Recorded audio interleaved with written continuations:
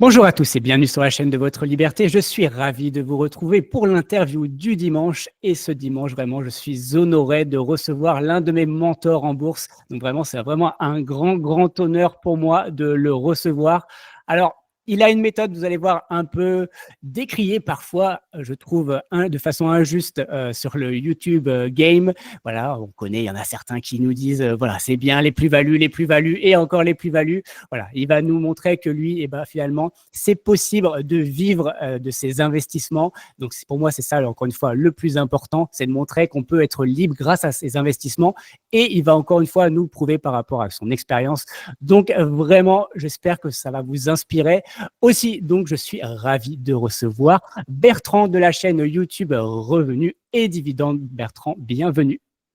Merci Cédric de ton interview et on se connaît donc parce qu'effectivement tu es un de mes clients et on s'est rencontrés en séminaire et je vois que tu as beaucoup progressé depuis 2020, donc je te félicite pour tout cela et je suis heureux de t'avoir inspiré comme j'ai pu inspirer d'autres personnes pour leurs investissements. Ouais, bon, comme je disais vraiment, moi tu as été une de mes premières inspirations que je t'ai découvert que ce soit sur YouTube. J'avais acheté ton livre aussi à l'époque. Alors, c'est plus cette couverture-là, elle a changé. Il y a eu une nouvelle édition et autres. Mais bon, moi, j'ai une des premières en tout cas. Et ça m'a beaucoup inspiré. Alors, on s'est vu, j'ai pris ta formation, je suis allé en séminaire avec toi. Voilà. Et aujourd'hui, en tout cas, ça a un impact sur mes investissements parce qu'en tout cas, une partie de ma stratégie bourse correspond à ta méthode. Donc, voilà, on va en discuter et tu vas nous partager un peu ton expérience par rapport à tout ça parce qu'aujourd'hui, tu vis de tes investissements et pour moi, ça, c'est quand même le plus important. Donc, déjà, je vais te laisser te présenter. Finalement, qui es-tu, quel âge as-tu, où tu vis, enfin voilà, à peu près ce que tu fais aujourd'hui pour vivre. Ok, alors je m'appelle Bertrand, j'ai 55 ans, donc je suis un vieux schnock. Et effectivement, je vis de mes investissements boursiers. Donc, on va dire que je suis, alors en France, on va dire que je suis rentier grâce à la bourse, ou je suis libre financièrement grâce à la bourse. Et effectivement, comme tu dis, par des revenus en fait, et pas par des plus-values. C'est ce qui va me distinguer de d'autres personnes. On pourra revenir sur le sujet dividende ou plus-value parce que je pense que c'est un sujet assez important en fait. Et comme tu as évoqué tout à l'heure, c'est-à-dire que la plupart des gens pensent qu'aux plus-values et je pense pas que ce soit forcément la meilleure méthode, le meilleur moyen de vivre en fait de la bourse. Mais bon, on pourra en revenir si tu veux. Et donc mon histoire, c'est simple. Je suis arrivé dans ce domaine de l'investissement boursier et des revenus boursiers par un événement personnel difficile puisque quand j'avais 42 ans, en fait, je n'avais plus de travail. En fait, j'avais créé une boîte et elle a cessé son activité. Donc, j'avais plus de revenus. J'ai cherché du boulot en France à 42 ans. J'étais étonné, mais en fait, à 42 ans, on est un senior en fait. Et donc, en fait, j'étais un peu face à un mur et je me suis dit, mais il faut que je trouve des moyens pour vivre de manière passive, en fait, comme beaucoup de gens le souhaitent.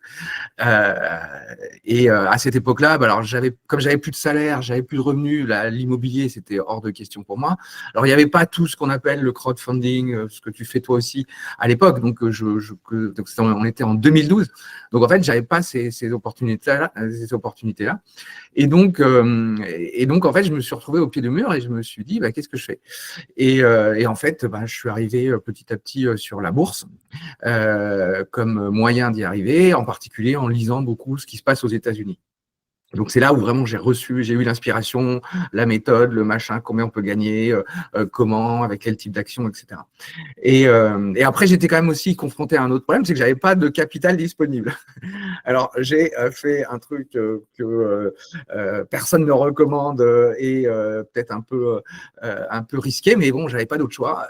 J'ai vendu mon appartement en fait pour prendre cet argent et investir en bourse.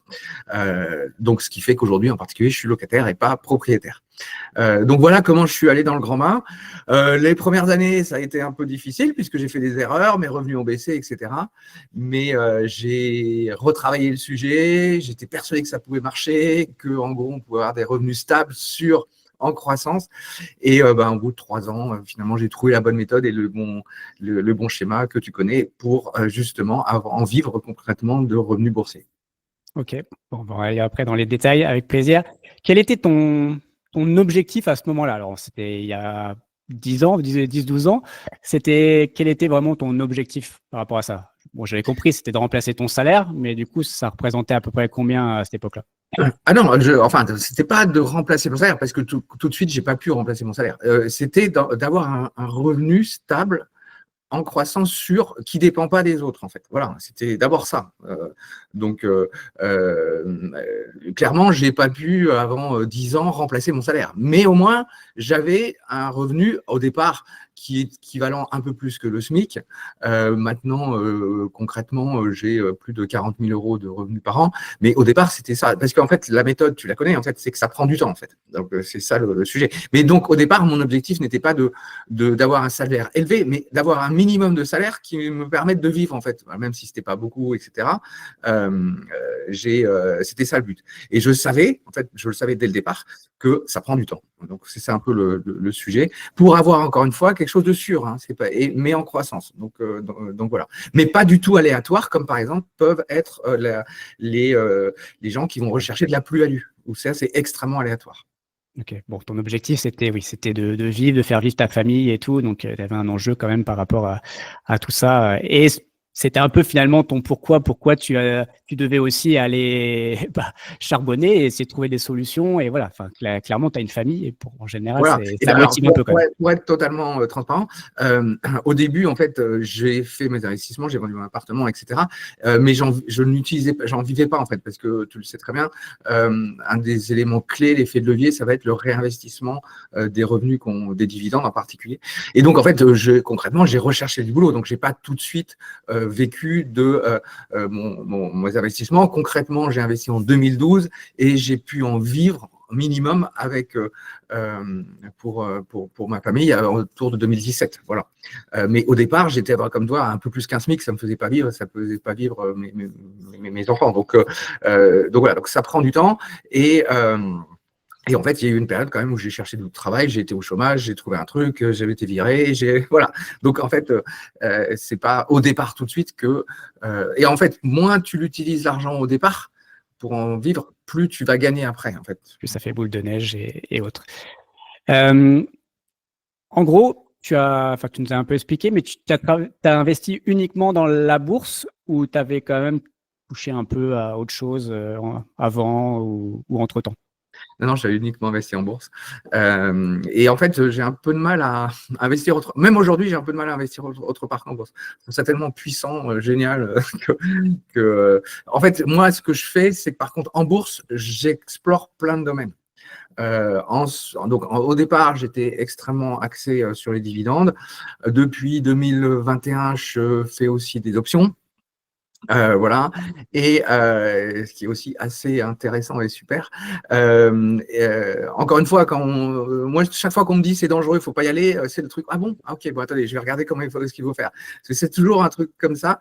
Et on m'a dit les options, c'est dangereux, c'est risqué. Bon, quand on le fait bien, quand on a une méthode, c'est vraiment pas. Moi, j'ai 55 ans, tout mon patrimoine est en bourse, j'ai rien en immobilier, et donc si je me fais des options, je passe déjà 2 ans à comprendre, à bien faire des tests, etc. Mais quand je dis que je fais des options et que je le fais régulièrement, maintenant je suis sans risque en fait. Voilà, c'est mon sujet. Et donc voilà. Et après aujourd'hui, j'explore d'autres voies comme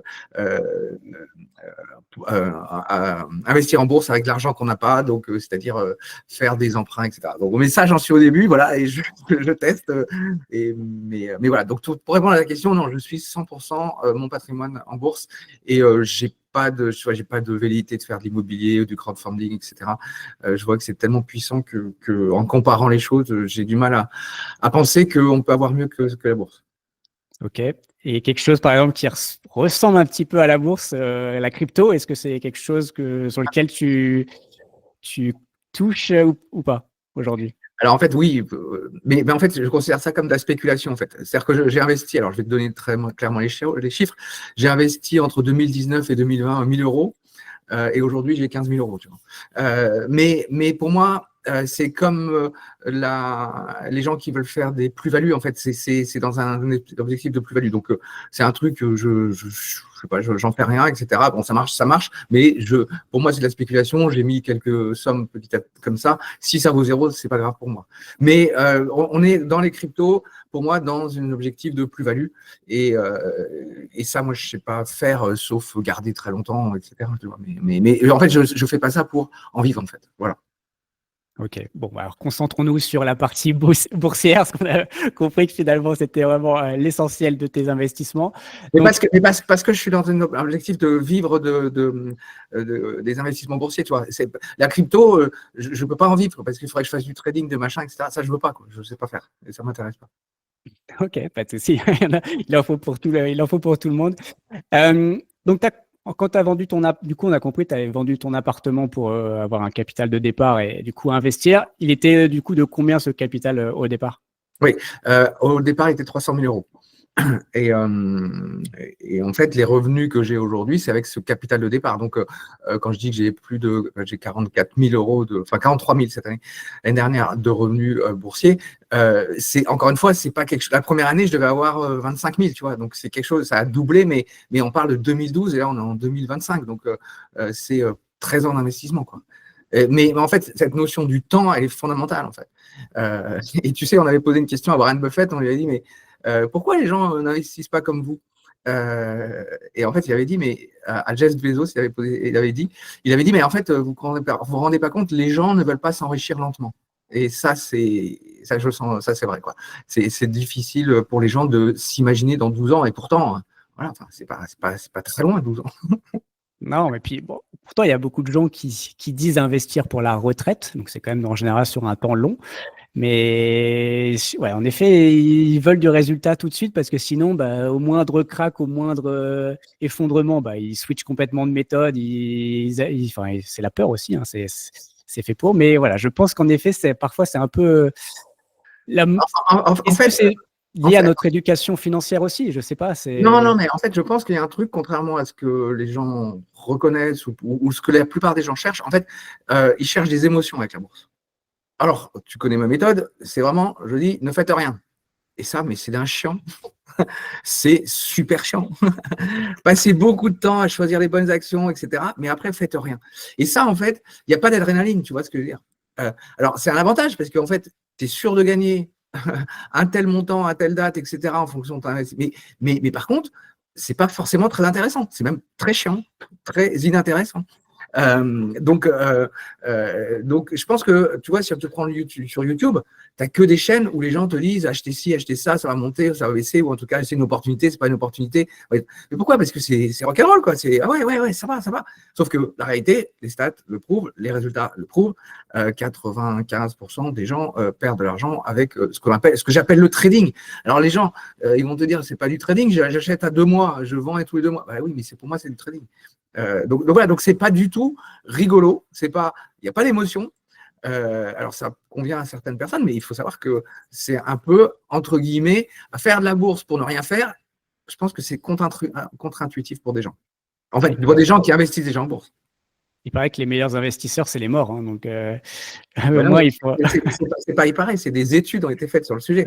Je crois que c'est De Giro qui avait fait une étude sur les meilleurs investisseurs et il s'était aperçu que c'était 2 types de personnes, soit les gens qui avaient perdu leur code d'accès, soit les gens qui étaient morts. Donc voilà, c'est la réalité, mais ça, c'est un truc voilà, que personne, enfin, que les gens ont du mal à intégrer en tout cas. Et c'est pour ça que, mais par contre, quand tu fais des vidéos YouTube sympas, regardez l'action Tesla ou l'action machin, elle va monter, elle est sur des supports, etc. Ça, c'est des gens qui disent, ah super, c'est sympa. Ah ben, c'est sympa aussi de faire une petite vidéo YouTube et de dire l'action, enfin le dividende de telle action a pris plus 3% cette année. Moi aussi, ça me met en joie, donc surtout si je l'ai. Donc après, Oui. chacun fait ce qu'il veut, mais bon, après, voilà, c'est autre chose. Ok, bon, repartons un peu sur ta base. Au début, bon, bah, t'es français, hein, tu habites en France, donc je suppose que tu es parti sur ton PEA. Et du coup, pourquoi tu as commencé sur le PEA? Dis-nous un peu tout. Pourquoi s'être dirigé plus vers cette enveloppe qu'une autre au début? Oui, comme tu dis, au début, parce que ça Oui, a au début, changé, hein. j'ai dit au Ça a début. changé à l'époque où tu m'as connu. Pourquoi? Parce que sur le principe, c'est plus intéressant de moins être fiscalisé. Aujourd'hui, j'ai une fiscalité beaucoup plus élevée, mais en fait, c'est pas grave parce que si tu gagnes plus, en fait, c'est ça le truc à la fin que tu comprends, c'est que si tu gagnes plus, ça fait rien d'avoir plus d'impôts. Au final, tu gagneras plus en net. Tu vois. Mais clairement, au départ, moi, je suis comme tous les Français. Hein, je regarde l'optimisation fiscale. Alors, ce que je dis, et je pense que c'est pas la bonne manière de voir les choses. Mais au départ, voilà, c'est comme ça. Ok, donc on commence en général, comme beaucoup de monde, malheureusement, sur le. Je dis malheureusement, hein, parce que ça, je le dis dans beaucoup de vidéos, c'est que beaucoup de gens ont, par exemple, bon, un PEA et un compte titre, et sur leur PEA, limite, c'est. Enfin, ils ont 3, 4, 5 fois plus d'argent sur leur PEA et leur compte titre, enfin, qui pourtant performe souvent vraiment mieux avec des actions enfin, beaucoup plus variées, avec beaucoup plus de possibilités et malheureusement des meilleures actions.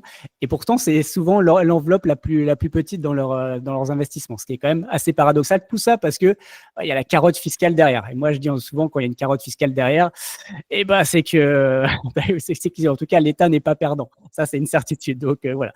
Donc, voilà, je suis pas un grand fan de mon PEA. Mon PEA a plus de 5 ans, donc là, c'est depuis 6 mois. Donc là, je suis en train de sortir, par exemple, moi, pas mal d'argent de mon PEA. J'ai beaucoup revendu en fin d'année et ça me permet de réallouer cet argent-là plus sur le compte titre. Voilà, donc heureusement que tu as mis à jour du coup ta formation. D'ailleurs, je vais avoir besoin d'investir un peu plus sur mes différents comptes titres. Mais voilà, donc vraiment, même si on ne fait pas de conseils, mais encore une fois, voilà, attention, le PEA, c'est une très très belle enveloppe pour démarrer. Ça, par contre, je suis d'accord. Il y a quelques très très bonnes actions aussi sur le PEA. Mais au bout d'un moment, voilà, il faut aussi aller sur le compte titre, à mon avis, si vraiment vous voulez aller en tout cas sur ces méthodes. Et même, je sais parce que ça, c'est sûr qu'on va l'avoir en commentaire. Oui, mais voilà, vous parlez de dividendes et tout de suite, c'est flat tax, c'est moins 30%, alors que le PEA, ça va être zéro. Je sais qu'on va avoir ce genre de commentaires, c'est obligé, voilà. Mais voilà, prenons enfin, je sais que l'action la préférée des Français, je crois que c'est Air Liquide. Par exemple, le rendement aujourd'hui du Air Liquide, alors, tu vas peut-être plus savoir que moi, mais au pire, c'est 3%, quoi. Enfin, ça va peut-être quelque chose comme ça, même peut-être un peu moins. Donc, c'est une très bonne action. Hein. Elle est en croissance régulièrement. Honnêtement, j'en ai dans mon portefeuille, il n'y a pas de souci. Hein, mais entre une action Air Liquide à 3% et certaines actions américaines à bien plus, avec une croissance du dividende régulier, est-ce qu'il vaut mieux pas payer peut-être la flat tax? Et encore une fois, la flat tax, d'ailleurs, tu vas nous en parler parce que la flat tax, c'est pas obligatoire d'ailleurs. Parce que, en tout cas, je sais qu'à l'époque, tu n'étais pas à la flat tax. Donc, on n'est pas obligé d'être à flat tax. Ça, je le dis souvent.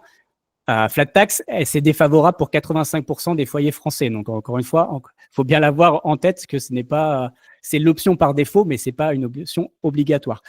Ok, donc tu as passé PEA et qu'est-ce qui t'a fait donc switcher plus, du coup, ce qu'on comprend sur plus du compte titre? Alors, oui, donc je suis passé au compte titre. Je voudrais faire juste quelques petites précisions sur ce que tu viens de dire, peut-être pour être avoir une vision plus globale. C'est pas le PEA en tant que tel qui est pas intéressant. Hein. Je pense que il faut pas confondre le PEA et les actions éligibles au PEA. C'est pas tout à fait pareil. C'est ça qui m'embête sur le PEA. C'est que les actions éligibles au PEA sont moins intéressantes globalement que les actions éligibles au compte titre. Donc c'est ça le truc. Sachant que alors, il y a la France, mais il n'y a pas que la France dans le PEA. Il y a quand même des actions. Ça, c'est un truc. Alors, comme j'ai pas mal viré aux États-Unis, donc j'ai beaucoup regardé pendant très longtemps les États-Unis, maintenant, je m'intéresse, c'est un peu une évolution que je regarde sur les actions européennes éligibles au PEA. Et quand même, tu en as quelques-unes. Alors, pas autant qu'aux États-Unis, mais je vous invite, en fait, j'invite tes auditeurs, s'ils souhaitent continuer dans le PEA, à regarder hors France, parce que ça peut être assez intéressant, en particulier des choses dans les pays nordiques, Norvège, Suède, etc. Donc, ça, c'est quelque chose que moi, je regarde. Alors, c'est un peu plus compliqué parce que y a pas forcément, des fois, ils ne sont pas en euros. Donc, ça, c'est un peu plus compliqué. Mais voilà, donc je voulais faire cette précision sur le PEA. Il ne faut pas dire le PEA n'est pas bien. C'est les contraintes liées au PEA qui sont en fait handicapantes. Alors, oui, donc moi, j'ai globalement tout mon portefeuille aujourd'hui à 100% aux États-Unis. Pourquoi? Parce que comme je vivais de mes dividendes, et en 2020, je ne sais pas si tu t'en souviens, les 3/4 des sociétés françaises ont baissé ou coupé leurs dividendes. Alors qu'aux États-Unis, les 3/4 des sociétés américaines l'ont maintenu, ont augmenté. Donc là, si tu veux, il y a un moment, tu te dis, moi, voilà, là, il y a un changement de paradigme. Et en fait, ce qui est grave, c'est que c'est pas parce que les sociétés avaient moins d'argent, bien au contraire. C'est que le gouvernement leur a dit solidarité nationale, enfin des abrutis, des abrutis totaux, des injonctions complètement cons. Donc en fait, là je me suis dit, mais c'est grave pour ça, parce qu'en fait on s'aperçoit que ils sont pas là pour être au service des actionnaires, mais ils sont là pour être au service de l'État. Donc alors là, là on rentre dans un système socialiste. Et on est beaucoup dans un système socialiste, mais là vraiment c'était énorme, quoi. Et encore une fois, les boîtes avaient les moyens de payer, tu vois, parce que si l'année 2020, donc l'année du Covid, avait été compliquée, en 2020, les entreprises versent les dividendes correspondant aux bénéfices de l'année 2019. Et l'année 2019 était très bien. Après qu'en 2021, ils aient dit, bah, écoutez, on réduit un peu les dividendes parce qu'on a eu une année 2020 difficile, j'aurais pu comprendre. Mais c'est même pas ça. Ils ont dit, bah non, mais ça va être, le gouvernement nous a dit, machin, on va le faire. Ah non, mais là, je me suis dit, mais il y a un problème. Et d'autant plus qu'on s'est aperçu, alors, ils ne l'auraient pas fait en 2021, parce qu'on s'est aperçu qu'en 2020, au contraire, tout a bien marché, en fait, au final. Et même en 2021, ils ont plutôt augmenté leurs dividendes. Donc, si tu veux, on a été dans un truc où je me dis, mais en fait, je peux pas. En fait, moi, je veux dépendre de personne, tu vois. Je veux avoir le plus de sécurité possible. Et je me suis dit, eh ben, c'est simple. Maintenant, c'est un constat simple. Le plus de sécurité sur la partie dividende, c'est aux États-Unis que tu l'as. C'est pas en France, en tout cas. Voilà. Ok. Bon, ça va être de souvenir. Je crois qu'il y a peut-être que Total qui n'avait pas baissé son dividende. Alors, Ou alors il y a eu Total, Sanofi, L'Oréal, Hermès. À peu près, il y a eu aussi quelques groupes comme Legrand, Bouygues, etc. On est quand même une dizaine ou quinzaine, mais bon, en fait, les trois quarts des sociétés ont coupé leurs dividendes, quoi. Et ont baissé leurs dividendes, en tout cas. Ouais. Donc, bah, ok, bon, c'est clair que ça se comprend. Et pour quelqu'un qui vit de ses dividendes, c'est comme si on lui coupait son salaire. Hein. Est-ce que du coup, l'État, est-ce qu'il t'a compensé ta perte ou pas? Parce que comme il a payé les gens à rien faire chez eux, est-ce que toi, il t'a remboursé? Mais non, mais moi, je suis un vieux un salaud. Donc voilà, qu'est-ce que je te dis? Je suis un salaud qui vit aux dépens des autres. Donc, qu'est-ce que je te dis? Avec des théories comme ça, voilà.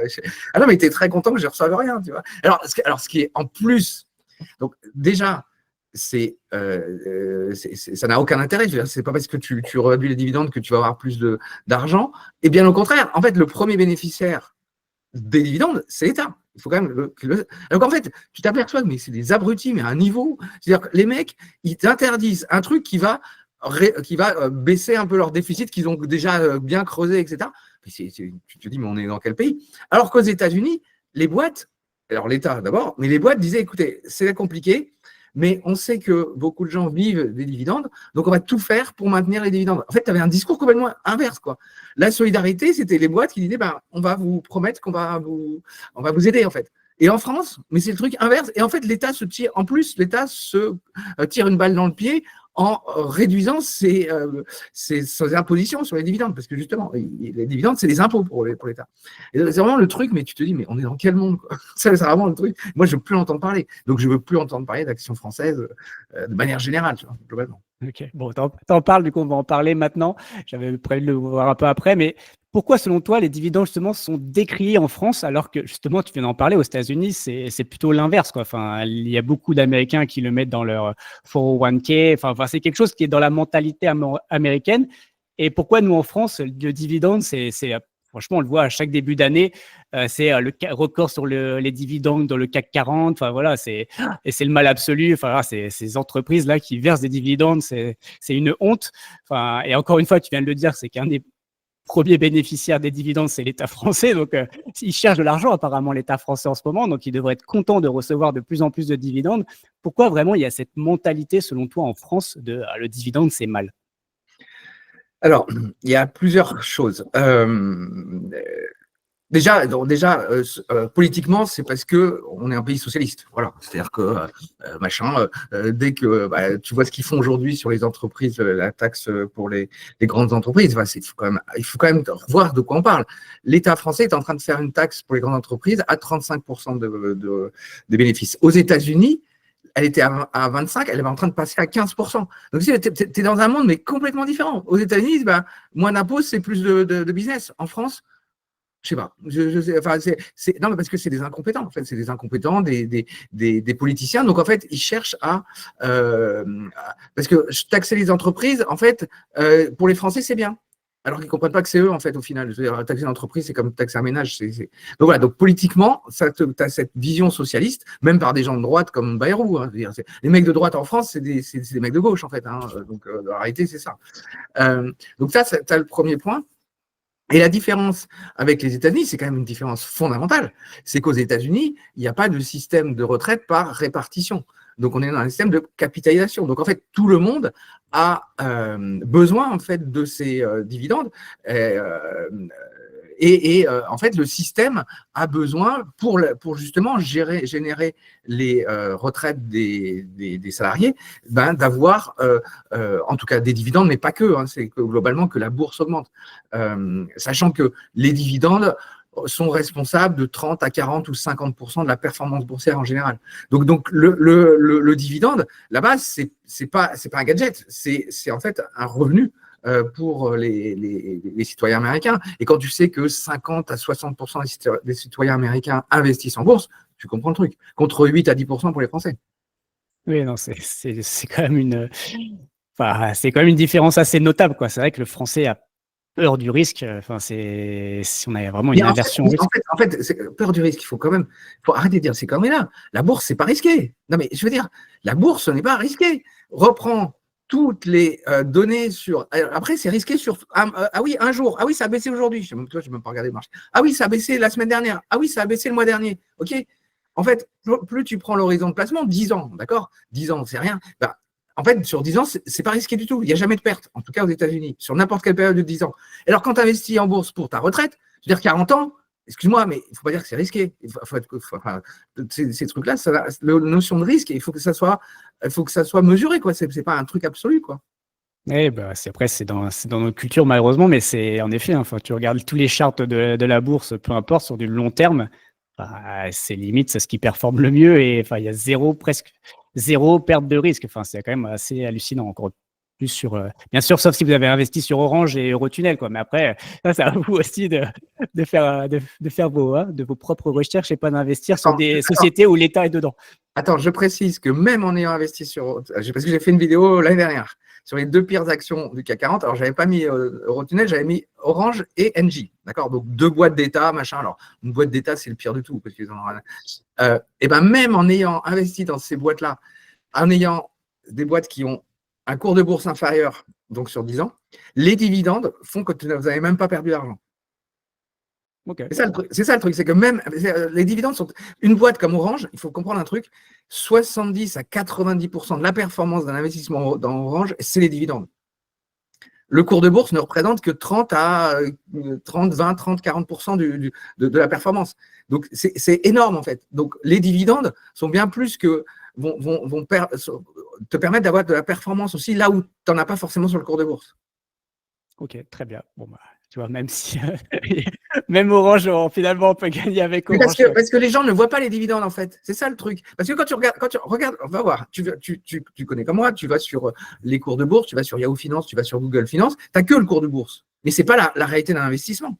Mais en fait, les gens ne regardent, mais après, c'est pour le CAC, mais c'est aussi pour les actions individuelles. Les gens ne regardent que le cours de bourse. Mais alors, effectivement, le cours de bourse sur 1 mois, sur 2 mois, sur une année, c'est important. Mais sur 10 ans, encore une fois, ça représente pas la réalité d'un investissement boursier, en particulier avec les dividendes. Ok, bon, très clair. Moi, je suis un peu maniaque sur les dividendes, hein, mais. Tu as raison, c'est ta méthode, il faut la défendre. Et non, voilà. Mais, attends, quand tu dis c'est ma méthode, il y a des gens qui disent oui, tu prêches pour ta paroisse. Alors, je suis complètement d'accord. Hein, complètement. Oui, sauf que moi, ma paroisse, quand j'ai dû tout vendre mon appartement, j'ai dû réfléchir à laquelle je choisissais. Et je peux te dire que si je dis aujourd'hui c'est la meilleure paroisse, c'est que j'ai passé du temps à avoir regardé les autres paroisses. Voilà. Et que c'est pas par principe, machin, c'est parce que la réalité, c'est celle-là et que j'ai étudié le truc parce que c'est mon patrimoine, j'ai rien d'autre. Hein. Et puis au-delà de ça, ton expérience montre que ça fonctionne parce qu'aujourd'hui, tu en vis. Donc voilà, ça montre que c'est plus ou moins efficace. En tout cas, c'est très efficace.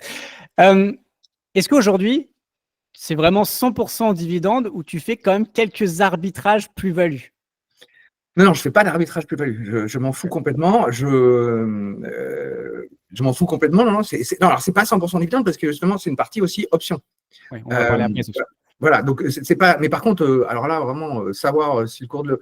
En fait, à partir du moment, moi, je passe beaucoup de temps à choisir des actions dont je suis sûr du dividende, d'accord. Donc, c'est-à-dire que je fais des études, je regarde en détail les, les comptes des sociétés, les bilans, etc.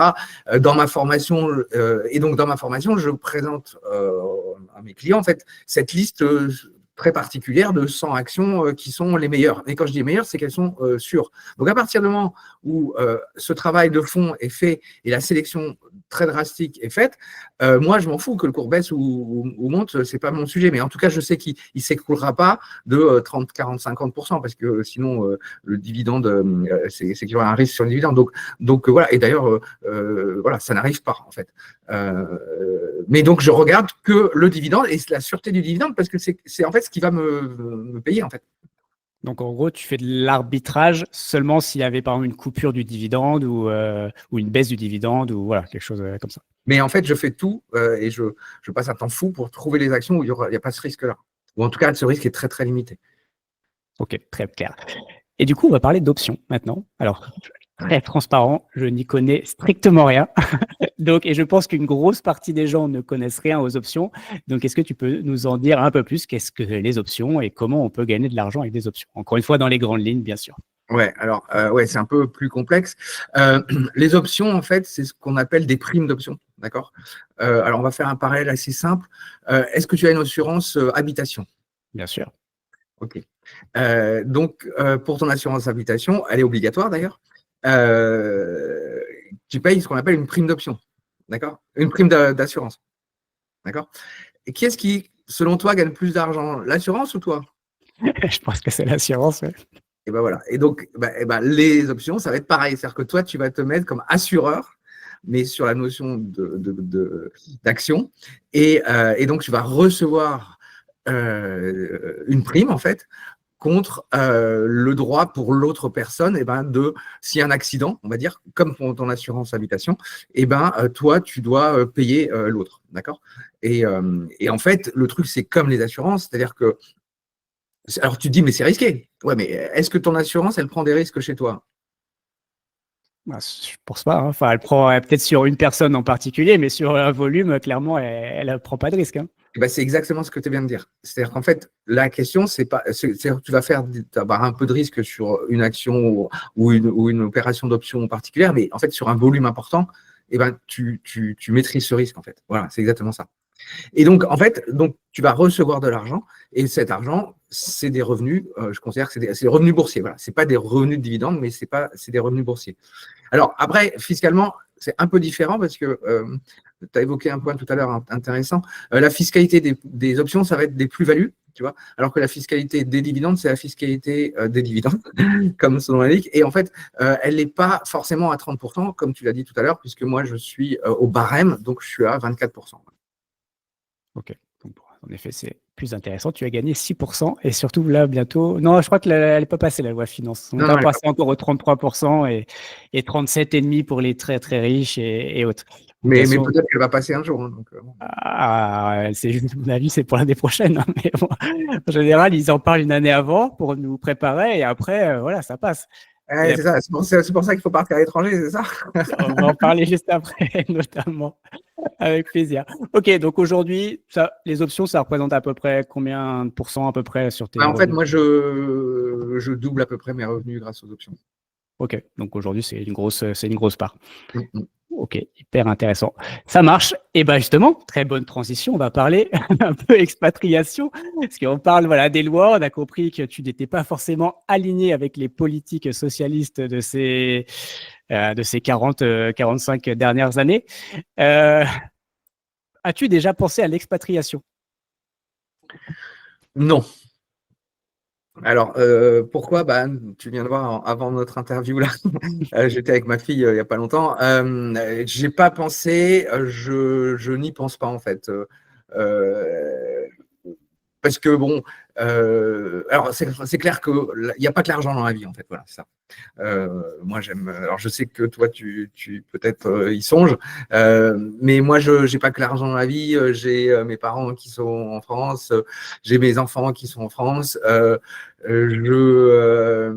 Voilà. Par contre, j'ai mon argent aux États-Unis, tu vois ce que je veux dire?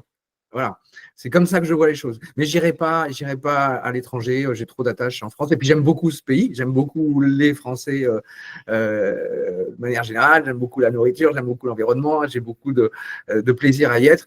Donc j'ai beaucoup voyagé quand même hein, dans le monde. Donc au final, j'aime mon pays. Et voilà, même si j'aime pas mes politiciens.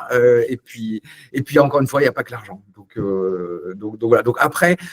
Si jamais, c'est vrai que la question, ouais, si jamais je suis taxé à 45%, je consommerai moins. Tu vois, aujourd'hui, j'ai des niveaux de revenus qui me permettent en fait de venir voir. Et surtout autre chose, c'est que moi, j'attends la retraite. Alors, contrairement aux autres Français qui vont voir leurs revenus baisser, moi, à la retraite, je vais voir mes revenus augmenter. Oui, parce que tu vas pas à la baisse, enfin oui, parce qu'il y a des revenus, on a nos revenus baissent au niveau de la retraite, enfin je sais plus c'est à peu près quoi les proportions, mais toi tu vas rester du coup progressif parce que du coup ton revenu progresse chaque année, donc au contraire toi oui tu vas devenir de plus en plus Non, parce riche. qu'en fait, j'aurai toujours mes revenus financiers. Ah, et Mais tu en vas plus, recevoir ta retraite, oui, la mais vraie retraite. oui, la vraie retraite. Oui, c'est vrai, J'aurai il y a toujours celle-là. mes revenus financiers et en plus, j'aurai mes revenus de retraite. Donc, en fait, finalement, moi, tu vois, c'est là où c'est extraordinaire cette méthode d'investissement. C'est-à-dire que non seulement tu crées ta retraite, mais en plus, tu en profites de l'autre. Et là où tout le monde te dit, ah bah, je suis content, je suis content parce que je vais rien foutre à la retraite, mais par contre, c'est chiant parce que je vais baisser mes revenus. Moi, c'est plutôt l'inverse. Je me dis, ah putain, c'est top parce que je vais augmenter mes revenus, mais alors qu'est-ce que ça me fait chier de rien faire? Bon tu vas devenir un vrai salaud de riche, alors c'est voilà, ça va. Alors, en tout Ça cas, va être- je vais compenser enfin, ma retraite ne représentera rien de mes revenus par rapport à ce grâce au fait que j'ai construit ça avant, en fait. Oui, bon, au moins c'est bien. Tu as pris le côté capitalisant et côté Ponzi. Bon, pour moi, c'est du Ponzi, hein, la vraie retraite. Mais non, mais j'ai pas pris, on m'a obligé. Oui, non, mais bien sûr, on n'y est pas, Ah malheureusement, bah, on n'a pas le choix. Donc, ouais. tu n'as pas le choix de la recevoir. Ah oui, Donc, oui, on n'a pas le t'as choix d'argent. Non, mais surtout, on n'a pas eu le choix de cotiser, quoi. cotisé, mais oui. De pas cotiser. Donc, Mais ouais, bon. mais d'ailleurs, je suis en train de faire des calculs là-dessus parce que si les gens se rendent pas compte, s'ils mettaient en bourse ce qu'ils mettent ce qu'on leur fait payer en fait en cotisation, mais ils se rendent pas compte les gens. Non seulement ils auraient 2 à 3 fois plus de revenus, mais en plus ils auraient le capital parce qu'en fait quand tu as la retraite, tu n'as pas le capital. Donc en fait ils pourraient transmettre à leurs enfants. Non mais c'est quand même aberrant d'avoir un truc qui marche, qui est puissant. Eh ben, on n'en parle pas en France, quoi. Et on continue à avoir le truc de merde, quoi. Comme tu dis, la pyramide de Ponzi, c'est quand même aberrant, quoi. On est dans un monde, mais tu comprends pas, quoi. Enfin, je sais pas, Ouais, bon, on ne sait pas si Madoff l'a vraiment dit, mais bon, il paraît qu'il s'est inspiré de la retraite française pour, Ah pour bon? son Ponzi. Donc, je sais pas, j'ai vu des articles de presse qui disent ça, mais je Ouais. sais pas si c'est vrai. De toute façon, Ponzi, c'est vieux comme le monde, hein. C'est vieux comme Ponzi, donc je pense qu'il n'avait pas besoin de s'inspirer de la retraite française. Mais non, mais ce qui est aberrant, c'est ça, encore une fois, c'est un truc qui marche et un truc qui marche pas, et ben on prend le truc qui marche pas, et puis on dit que c'est génial. Enfin, c'est quand même incroyable. Enfin, c'est quand même le truc, mais il faut quand même voir les mecs à quel niveau ils sont, quoi. C'est quand même incroyable. Mais bon, après ça, c'est Mais après, si tu c'est un parlais gros mot, le dividende. C'est après, un gros mot. Hein. si tu t'expatries, effectivement, là, c'est bien parce qu'en fait, tu n'as plus à payer ça. Et toi, mais par contre, la contrepartie, et c'est là où, en fait, je pense que les Français n'ont pas envie d'être responsables eux-mêmes parce que pourquoi est-ce qu'ils ne poussent pas à ça? Parce qu'en fait, ça veut dire qu'il faudrait qu'ils s'occupent de leur argent. Oh là là là. C'est plus facile de taper sur l'État que de se bouger les fesses. Il faut voir ça aussi. Quand moi, j'ai vendu mon appartement pour investir en bourse, je veux dire, on m'a toujours pris pour un fou, quoi. Donc, à un moment, voilà, c'est plus facile de taper des ah, j'ai pas d'accord, c'est des salauds, etc. Bah ouais, bougez-vous le cul, vous faites quoi? Parce que moi, je gueule pas dans la rue. Mais par contre, je me démerde pour faire les. Donc, toi, si tu pars à l'étranger, il faut être clair que ces gens-là, dans ce cas-là, il faut clairement que tu mettes de côté pour ton avenir, parce que tu l'auras pas, quoi, en retraite. Oui, non, voilà, je vais dépendre que de moi, de mon travail, mes efforts et des risques que je vais prendre. Donc, si ça marche pas, je pourrais en vouloir qu'à moi. Et voilà, donc j'aurais pas un état nounou qui serait derrière moi et qui va me donner tout, qui va être là, me supporter s'il faut. Et voilà, donc ça, c'est sûr que ça n'existera plus, en tout cas pour moi, dans quelques temps. Ok, Tu bon. as choisi ton pays déjà? C'est choisi, mais j'en parle pas encore sur la chaîne. Mais Okay. on en parlera après, juste après, avec plaisir. Alors, dans mes clients, j'ai beaucoup de gens qui sont à l'étranger. Oui, non, mais alors d'ailleurs, c'est intéressant d'avoir cette vision-là parce que du coup, tu as plein de clients investisseurs. Et moi, en tout cas, alors peut-être que je suis biaisé aussi par rapport à mon environnement, mais c'est que je trouve qu'il y a quand même de plus en plus de gens qui veulent s'expatrier. En tout cas, des gens qui, plutôt entrepreneurs ou investisseurs, et vraiment qui avant, ils avaient juste l'idée. Et aujourd'hui, vraiment, ils passent à l'action. Et vraiment, là, je connais beaucoup de gens qui vont s'expatrier dans l'année. Donc, je ne sais pas, toi, si tu as aussi ce ressenti. Oui, oui, non, non, enfin, je ressentis que c'est un sujet qui intéresse. Après, moi, j'ai un sujet quand même que j'ai regardé. Je trouve qu'il y a aussi beaucoup de contraintes, etc. Enfin, il faut savoir que le retour, c'est un peu compliqué. Donc, enfin, tu vois, moi, j'aime pas trop les trucs où il n'y a pas de retour. Il y a toujours un retour possible, mais c'est quand même, ça peut être un peu compliqué. Mais non, mais effectivement, c'est un sujet qui intéresse les gens. Je pense qu'ils se font un peu d'illusions sur beaucoup d'endroits. Voilà. Enfin, euh, et puis d'ailleurs, je pense que les meilleures expatriations, entre guillemets, je pense que c'est plutôt en Europe. Il y a des choses très sympas. C'est pas forcément le bout du monde, quand même. Oui, oui, non, bon. Il y a le Portugal, c'est sympa. Le Portugal, il y a des choses très bien. Voilà, Portugal, ça peut Et être. puis, Ça peut être... tu restes dans la communauté européenne, tu vois, par exemple, pour les courtiers étrangers, des choses comme ça, c'est quand même assez. Il y a quand même des choses, quoi. Mais bon, si on peut avoir un petit interactive broker, mais pas l'irlandais, mais le côté plutôt américain, perso, voilà. Bon, Oui, oui, je suis ça peut d'accord. être une option aussi. Ok, et donc très clair tout ça. Donc pas d'expatriation pour toi, en tout cas, pas pour l'instant. Et voilà, donc ça, c'est Il n'y très a pas bien. que l'argent dans la vie. Et il n'y Voilà. a pas que l'argent dans la vie. Et encore une fois, non, parce que Mais après, l'argent ne doit pas être un but. Enfin, l'argent est juste un moyen. Donc, voilà. Voilà, faut pas exactement. Ah, s'expatrier pour l'argent. Si vous vous expatriez pour l'argent, c'est sûr que vous allez être déçu. Donc, en effet, il faut ouais, mais s'expatrier pour un style de vie, parce que vous avez, voilà, chacun, ça appartient à chacun après, voilà. Mais en tout cas, si vous expatriez que pour la fiscalité et l'argent, clairement, vous allez être très, très déçu. Donc, il faut vraiment pas que ce soit, en tout cas, votre motivation première. Ça, c'est sûr. Ok, et donc très clair en tout cas. J'aimerais qu'on parle un peu des à côté. Donc, tu as une chaîne YouTube, donc tu as été quand même un des premiers à avoir une chaîne YouTube parlant de bourse et autres. En tout cas, ça fait combien de temps d'ailleurs que tu as ta chaîne YouTube? 2016, ouais, ça fait maintenant presque 10 ans. Hein. Ça va faire bientôt 10 ans, donc en effet, tu as été quand même un des premiers. Pourquoi t'être lancé dans cette aventure? Je sais pas. La réponse, je sais pas. Vraiment, c'est le truc, je sais pas. Je me posais souvent la question, mais ouais, parce qu'effectivement, je suis le premier en fait YouTuber non, bah oui, finance quoi en fait. Après, je n'ai pas une super grosse chaîne, hein, j'ai 21 000 abonnés, mais parce que je suis pas dans les codes YouTube pour avoir une plus grosse chaîne en fait, et je veux pas être dans ces codes-là. Mon parti, c'est toujours de me faire plaisir, voilà, dans la vie de manière générale. Donc c'est pour ça aussi pas d'expatriation, pas me prendre la tête. Donc faire des choses. Donc j'ai une petite audience, mais qui, bah voilà, au moins mon sujet, il est très clair, il est très. Alors les gens qui n'aiment pas les dividendes, ils viennent pas me voir. Et puis Ils après, viennent les critiques, mais voilà, ils viennent les critiques. Et après, j'ai pas voulu rentrer dans les choses qui font de l'audience, en fait, parce que ça va être des trucs qui m'intéressent pas, où je trouve que ça n'a aucun intérêt, voire ça. C'est limite, en fait, mauvais conseil, ou en tout cas, c'est pas bon. En fait, moi, je vais pas faire de vidéos sur les news de la bourse. Ah, vous avez vu, c'est cassé la gueule, ça a monté, ça n'a aucun intérêt, parce que justement, je dis qu'il faut absolument pas s'occuper de ça. Donc, c'est pas, donc je peux pas, je veux être cohérent. Et puis après, je vais pas parler d'actions en particulier, parce que je pense qu'en fait, il n'y a pas de bonnes actions. Il n'y a que des actions qui correspondent à ce que les gens ont besoin, à leur objectif. Donc, ça n'a aucun intérêt de dire les top actions PEA. Si je fais une vidéo sur les top actions PEA, et après les top actions à dividendes PEA, je sais que je vais avoir de l'audience. Sauf que je vais raconter des conneries, parce que les autres, ils racontent des conneries. Enfin, en fait, ils ne disent pas des choses intéressantes. Donc, je ne veux pas rentrer là-dedans. Donc, je ne veux pas rentrer dans ce qui va faire l'audience. Et donc, je me fais plaisir. Et puis, surtout, j'essaie d'apporter de la valeur ajoutée sur, en particulier, la partie dividende. ok. Et alors, peut rentrer un peu dedans rapidement. Tu avais un peu arrêté quand même, tu n'avais plus trop fait, en tout cas, moins régulier. Et là, tu t'es relancé un peu depuis le début de l'année à en refaire un peu plus régulièrement. Et là, bizarrement, donc, tu nous parles quand même beaucoup d'actions à PEA. Donc, pourquoi justement parler de ces actions-là et pas plus d'actions américaines? Très bonne question. Alors, effectivement, alors toi, tu as un schéma sur la chaîne où tu es beaucoup sur les interviews. Moi, je fais pas beaucoup ça. En fait, ce que les gens doivent savoir, c'est que moi, quand je faisais si j'essayais de faire une vidéo, j'essaie de faire des études sur les cours, les machins, ça prend beaucoup, beaucoup de temps en fait. Et donc, des fois, ça prend une semaine, quoi, tu vois, pour faire une vidéo. Donc, c'est vrai que j'avais un peu arrêté.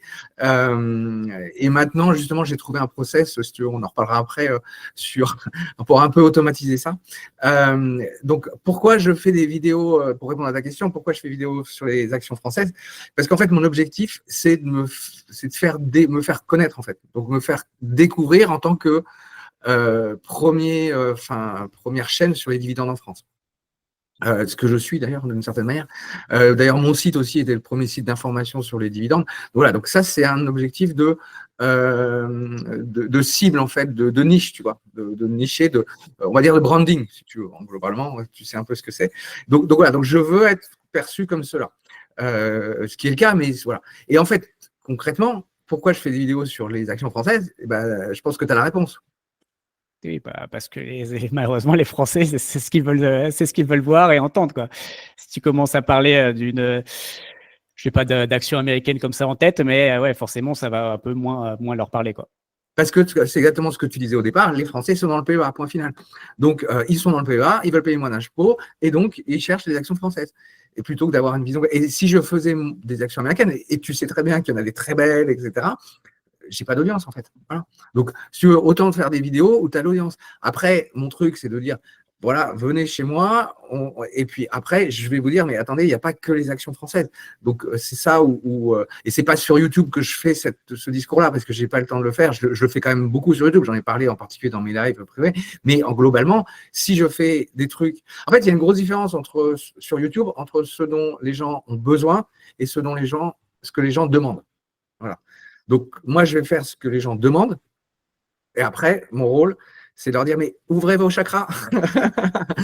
Et non, malheureusement, c'est beaucoup ça. Les gens, ils cherchent une vérification. Enfin, ils veulent se conforter dans ce qu'ils pensent. Et je trouve que c'est beaucoup ça.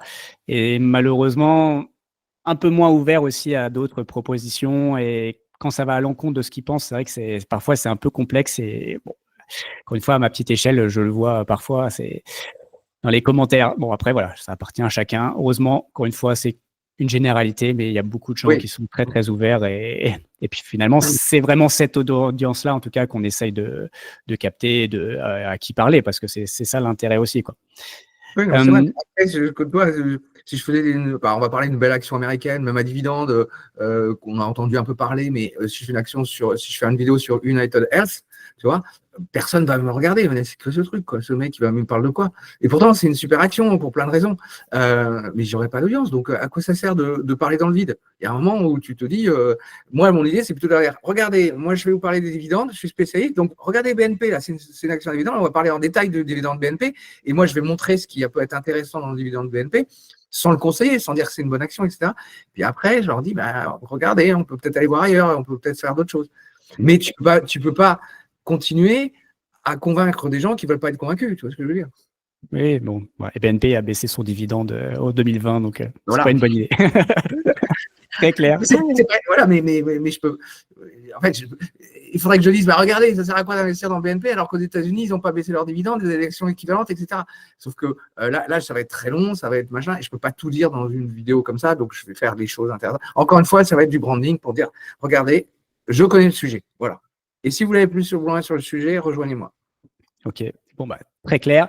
Et du coup, tu as été aussi l'un des premiers à utiliser l'IA, parce que du coup, sur ces dernières vidéos, tu utilises l'IA.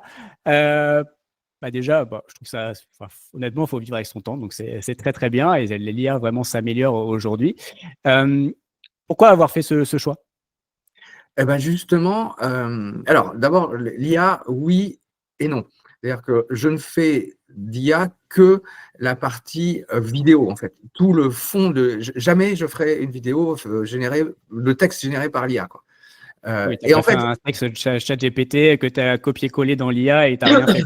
Voilà. Et en fait, ça qui est un peu étonnant, c'est un peu, de toute façon, tu connais les commentaires négatifs, c'est ça qui est un peu énervant parce que les gens, donc moi, l'IA, c'est que pour la forme, c'est pas pour le fond. Or, tu verras sur YouTube, mais moi, maintenant, je les vois comme le nez au milieu de la figure, il y a plein de vidéos dont le texte est fade, etc., générées par l'IA qui font des millions de vues, quoi. Et les gens ne voient absolument pas que c'est l'IA. Ça montre aussi l'intérêt du truc. C'est fade, quoi, ça. Alors que moi, où je fais une vidéo faite par moi-même, c'est-à-dire que le contenu, machin, les graphiques, etc., sont faits par moi-même. Mais par contre, j'ai pas le temps de louer un studio à chaque fois, de refaire des vidéos, de machin, etc.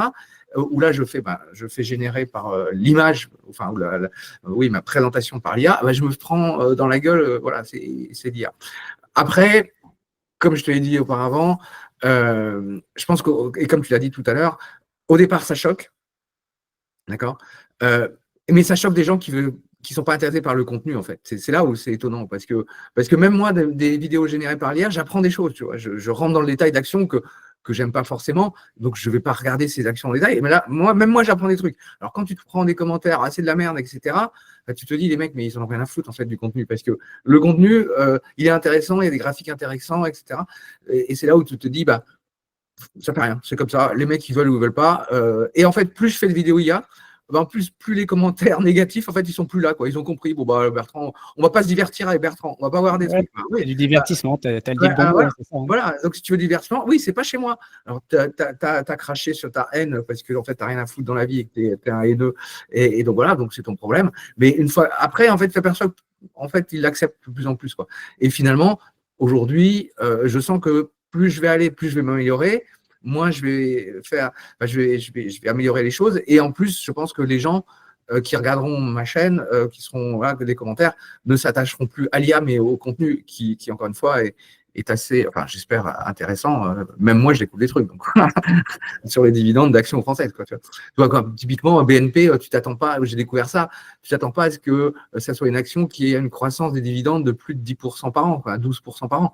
Là, j'étais quand même étonné. Bon, voilà. Après, c'est pas génial d'autres points, mais quand même, on s'attend pas à ça. 12% par an, c'est l'équivalent de LVMH, quoi. Tu vois.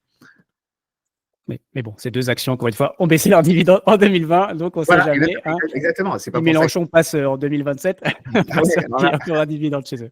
Là, ça sera encore pire. Mais donc voilà, donc l'IA, ouais, d'abord, je ne me suis pas arrêté bloqué aux critiques, parce que d'abord, c'est une minorité, et puis que en fait, ça apporte tellement, ça me permet tellement de développer mon expertise que je vais continuer à le faire et je vais accélérer, en fait.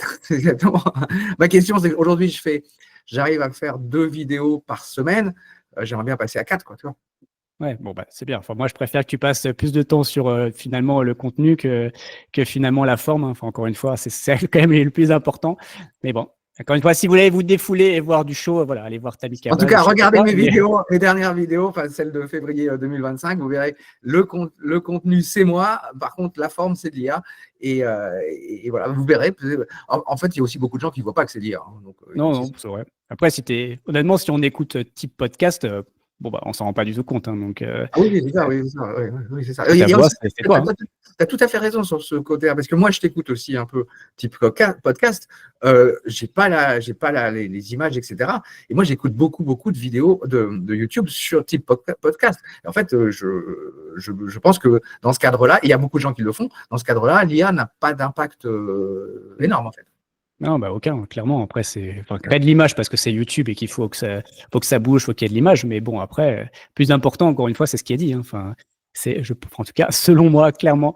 Quel était donc quand même l'objectif avec la chaîne aujourd'hui? Enfin, ce que je comprends, c'est quand même d'attirer un peu quand même tes clients vers tes formations ou vraiment tu t'es donné une mission aussi, je sais pas, peut-être d'éduquer les Français vu qu'on est on est très mauvais en tout cas là-dessus. Donc voilà, c'est quoi l'objectif avec ça? Oui, c'est un peu les deux, comme tu viens de dire. C'est d'abord, moi, quand même, quand j'ai lancé, ou j'ai lancé mon site aussi, c'est que ça a changé ma vie, quoi, cette méthode d'investissement. Je crois que, je sais pas si vous vous rendez compte, mais en fait, vous mettez un peu d'argent de côté et puis vous en vivez, quoi. Enfin, c'est le truc. Moi, ça a changé ma vie. Encore une fois, j'étais au chômage, j'étais dans la rue, j'étais limite à la rue. Alors, ok, j'ai vendu mon appartement. Je ne dis pas que tout le monde doit vendre son appartement, mais il faut voir ce que ça donne, quoi. 10 ans après, j'en suis autonome financièrement, quoi. C'est quand même un truc extraordinaire. Donc, j'ai envie de. Et en fait, comme tu le sais, la méthode, la stratégie, elle nécessite de ne rien faire. Donc, en fait, je me suis dit, mais je vais me faire chier, quoi. Donc, qu'est-ce que je fais? Donc, j'ai voulu faire partager ça aux Français, quoi. Avec les problématiques que j'ai, qu'on a évoquées précédemment, où la bourse, c'est plus sympa quand on fait des actions, des achats-ventes, quoi. Et donc, Donc en fait, je me suis emmerdé et maintenant aujourd'hui, c'est pratiquement mon activité à temps plein. Mon portefeuille boursier, un peu comme toi, je regarde une fois par an et bon, chaque mois, je fais mes comptes quand même, mais c'est tout. On se fait chier. Donc comme on se fait chier, on essaye de convaincre les autres, de dire mais regardez ce que j'ai fait. Et je peux te dire, toi, tu as un exemple. Moi, j'ai des gens là, ils sont devenus rentiers. Enfin, ils ont des niveaux de revenus, c'est juste délirant, quoi. Et ils me disent un seul truc, c'est comment j'aurais bien aimé te connaître avant. Donc voilà, parce que c'est hyper puissant, quoi, et sans risque. Et donc voilà, donc la chaîne, c'est un moyen de communication, oui, c'est pour attirer des gens, leur dire réfléchissez à ça et ça peut changer votre vie, voilà. Et ça change la vie des gens qui le mettent en place. Oui, bah, je peux témoigner, hein, moi clairement. Enfin, aujourd'hui, une partie, en tout cas de ma partie boursière, j'ai deux parties. J'ai le petit côté parce qu'aujourd'hui, j'ai pas besoin de capital, j'ai pas besoin pardon, que du dividende. Donc j'ai fait une petite partie sur des ETF, voilà, capitalisants que je regarde. Voilà, je fais du DCA. Je sais que t'aimes pas trop le DCA, mais sur une petite partie. Mais après, voilà, j'ai ma partie, en tout cas, dividende, voilà, très bien établie. Et je sais, en tout cas, j'essaye d'appliquer la méthode et ça tombe bien, je vais en avoir besoin. Donc, j'ai bien fait de commencer parce que, comme tu le dis, ça grossit au fur et à mesure. Et voilà, faut être patient. Donc, c'est heureusement que j'ai commencé il y a quelques années maintenant. D'ailleurs, aujourd'hui, tu proposes plusieurs formations. Je crois que tu as. Alors, à l'époque, il y avait investir aux USA, je ne sais plus le nom exactement. Oui, c'est ça. Ouais. En fait, j'ai trois grosses formations. Devenir rentier, donc celle que tu as prise, là, qui prend du temps, hein, c'est une stratégie, c'est une méthode qui est inspirée des États-Unis, mais que j'ai adaptée au contexte français, et celle que j'utilise. Donc, il y a devenir rentier, il y a option. Et il y a investir aux États-Unis. Alors oui, investir aux États-Unis, c'est aussi une formation qui marche bien puisque c'est une formation qui… Alors là, il n'y a pas de conseils spécifiques sur des actions, etc. Mais par contre, tu as une vision globale sur la fiscalité, sur les courtiers, enfin, c'est très, très large. Voilà, donc c'est ces trois grosses formations, ces trois formations qui sont les plus… qui attirent le plus de personnes, en fait, qui intéressent le plus de personnes. Ok. Bon, bah, honnêtement, enfin, en général, je ne promeus pas des trucs qui me plaisent pas sur la chaîne et que je n'ai pas testé moi-même. Voilà, j'ai testé, en tout cas, la formation Devenir rentier et clairement, je trouve que c'est vraiment une très, très bonne formation. En plus, je trouve que tu es l'un des moins chers, en tout cas, il y en a qui vendent des formations à 2 000 à 3 000 balles. Enfin, honnêtement, franchement, pour ce qu'il y a dedans, franchement, parfois, c'est un peu abusé.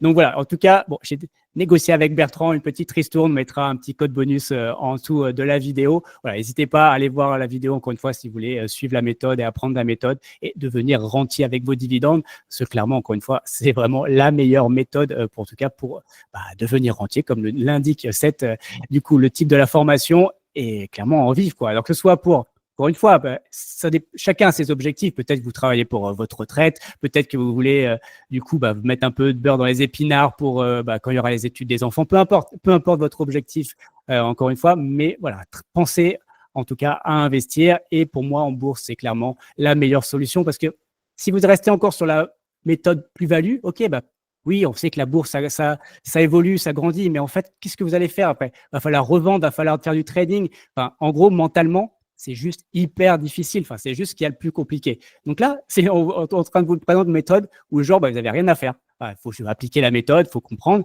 Et après, voilà, honnêtement, vous recevez, vous appliquez, vous recevez régulièrement. Qu'est-ce qu'il y a de mieux? Enfin, c'est ça vraiment, encore une fois, tout ce qu'on est revenu passif, c'est ça en fait, les revenus passifs. Et honnêtement, cette méthode-là en bourse, c'est vraiment la meilleure méthode de revenu passif, quoi. Même tout ce qu'on parle de crowdfunding, faut étudier les projets, faut faire. Voilà, on parle beaucoup de realty sur la chaîne. Voilà, faut étudier chaque propriété, faut faire parfois des arbitrages. Là, vous n'avez rien à faire. Enfin, vraiment, c'est juste parfait. Et pour le coup, c'est sur vraiment du très long terme. Donc, c'est vraiment une très bonne méthode. Donc voilà, un petit bonus du coup sur les formations qu'on mettra en dessous de la vidéo. Et je peux que vous conseiller du coup pour l'avoir testé. Parfait. Oui, alors je dirais, pour revenir à ce que tu as dit, oui, j'aurais tendance à dire, mais vraiment, commencez tôt, quoi. Ça, c'est parce que on va pas se mentir, hein, enfin, cette méthode, en fait, elle nécessite du temps, quoi. Donc, alors, c'est hyper passif, ça n'a rien à faire, etc. Mais elle nécessite du temps. Alors que, par exemple, sur les gens qui te disent, ah ben, je vais devenir, je vais avoir des revenus grâce aux plus-values. Sauf que moi, la réalité, je la connais, hein, je veux dire, tu as des années où tu as des plus-values, il y en a des années où tu as des moins-values. Et donc, je veux dire, tu peux pas compter dessus, tu peux pas te dire, par exemple, alors après, oui, il y a des gens qui disent, ah oui, mais dans 20 ans, j'aurai tellement de plus-value que, ouais, tu auras tellement de plus-value que, en fait, tu vendras même pas parce que tu auras 30% comment ça s'appelle, d'impôts sur les plus-values. Tu vas voir ton capital que tu vas pouvoir utiliser qui va être rogné de 30%. Je peux te dire, ça, c'est pas évident à faire. Et je suis sûr que personne, en fait, il y a très peu de gens qui le font.